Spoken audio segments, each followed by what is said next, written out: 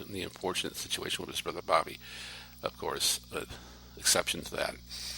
He was unfortunately, his demise came a lot sooner than it should have and ever have. It should never have happened, actually. But he never had the opportunity to actually run a campaign for president. But name recognition is a great example of people who follow politics who have a definitely attention problem, attention deficit problem. You know you're in trouble when you actually consider Jeb Bush as a legitimate candidate for the presidency in 2016. When you look at the record of his brother. But then again, here we are with the Democratic side, Hillary Clinton, the wife of the former president, not brother, wife, former president, Bill Clinton, who we know has had several scandals against him, and of course Hillary has had her share and has her share right now. And then we have Donald Trump. And these three people have something more just in common than being lead candidates for their presidential nominations. They have name recognition, which is to say, because Jeb's last name is Bush, he's in this race. Because Hillary's last name is Clinton, she's in her race. And because Donald's last name is Trump, and he had a TV show, and he's well-known social person on the media, as far as I wouldn't call him an actor, obviously, but I guess you would call him pop culture icon, so to speak. And the reason that he's in this race, the reason that Jeff's in this race, and the reason that Hillary's in this race, is not because of their last name. I don't want to, imply that, but that name recognition does cause some people to give them a pass, so to speak, on anything negative thrown at them by the media or their opponents. And it's the difficult thing to overcome because our society has become so the word would be unwilling to do the research necessary to come to decisions on major political items like presidency and congressional seats. I don't think it's hard enough to have someone actually take the time to research on the internet every politician's position running for president. I'm certain it's almost even less likely that you're going to do that for a congressional seat, and as far as a city council seat, even maybe that's asking a lot of our society that sits here and now and needs things right away and wants things right away, and they don't have time to sit there and get on the internet, so they're kind of just taking kind of what the media tells them is going on, and who the media tells them who's the good guys and who's the guys you should not be voting for. So if you watch Fox News, you're certainly considering Donald Trump. If you watch MSNBC, you're certainly considering Hillary Clinton, although, as I said, and even MSNBC is beginning to hedge its bets a little bit and giving Bernie a little bit more promotional attention. So if anything I've made there, I hope I've made some sense there to you. That, again, I've emphasized on previous podcasts the importance of looking at the candidates' records, what they stand for, listening to what they've said, not just currently, but in the past, and judging by that, whom is most likely telling you the truth, or whom is more likely just telling you what they think you want to hear. Speak there. So I've ranted on Donald and all this, I guess, long enough. I just find it, as I said, particularly disturbing that this election cycle seems to be its main candidates seem to have one thing in common, and is they all have names that are recognizable politically or pop culturally. And this tends to make me worry that there are people who aren't researching, aren't really sure of the candidates stand for. So, except for what the media has told them. And I'm not saying the media would lie about what a candidate stands for, but they're very good at twisting things around, twisting the language around to make it sound with the way they want you to hear it. So my advice to you is, if you're a conservative right now and you're looking at Donald Trump, and I hope you're like me, aghast that this gentleman is still leading the pack in the Republican Party, considering that I don't even understand his motivation, other than an investment into making sure that someone he wants to be president becomes president. And I think that really is what he's doing here. He's not smarter. He looks dumb, but he's not smarter than he looks. Don't let the hair fool you. The Don is you don't become a multi-billionaire because you're a moron. You know how to work things. You know how to make things work the way you want them to. And again, Hillary, not besides the novelty of having the last name Clinton being a female, that's a double whammy that Bernie Sanders is going to have to overcome, as I mentioned before, with a straight-up language that appeals to the Liberal Party. And I think his decision to not throw mud is a bold and brave decision that I think in the end will benefit him. And as far as Jeb Bush goes, it's going to be sad to watch as I watch Jeb Bush eventually, I think, become the nominee for this party. Just how short-term memory a lot of the people in this country have. Even his father was more or less he said he said no new taxes, and boom, new taxes.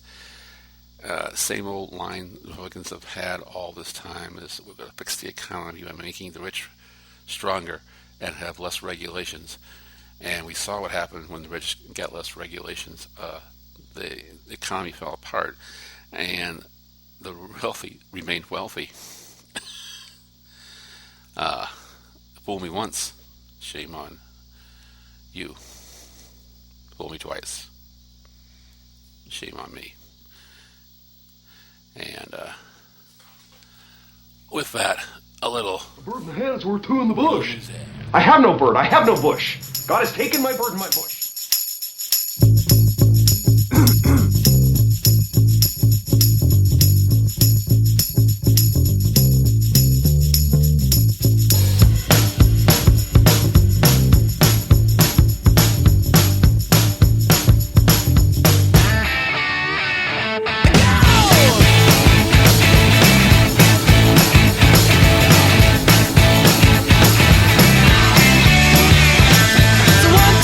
Take my hand and come with me because you look so fine that I really want to make you mine. I say you look so fine that I really want to make you mine. 4, 5, 6, come on and get your kicks. Now you don't need the money when you look like that, do you, honey?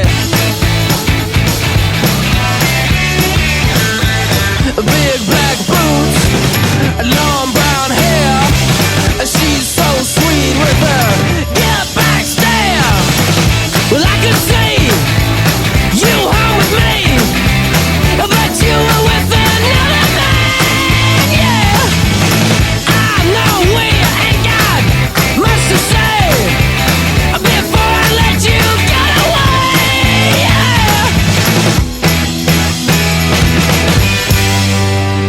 yeah. I said, are you gonna be my girl?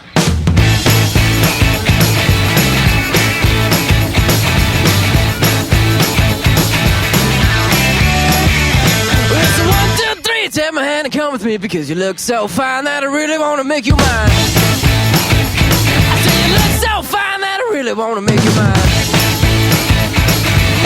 4, 5, 6, come on and get your kicks. Now you don't need the money with a face like that, do ya? Big black boots, long brown hair. She's so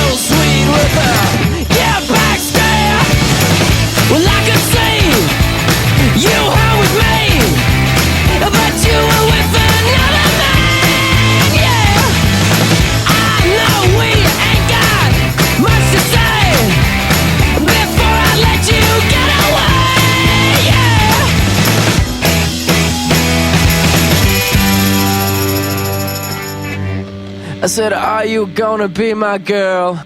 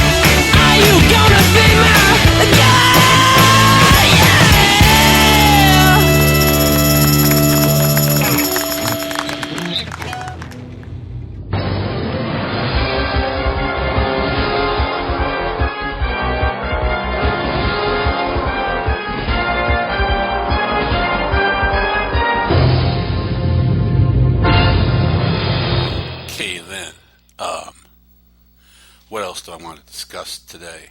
Well, let's see. As I mentioned in my earlier podcast, I listen to the Young Turks Network a lot.